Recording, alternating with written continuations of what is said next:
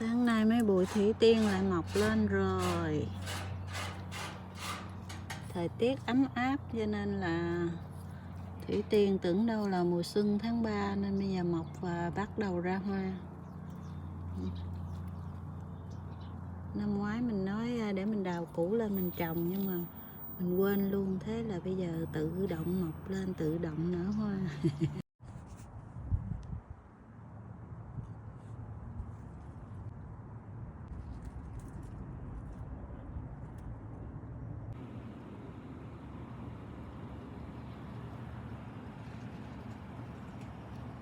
Cúc màu cam cũng rất là đẹp luôn.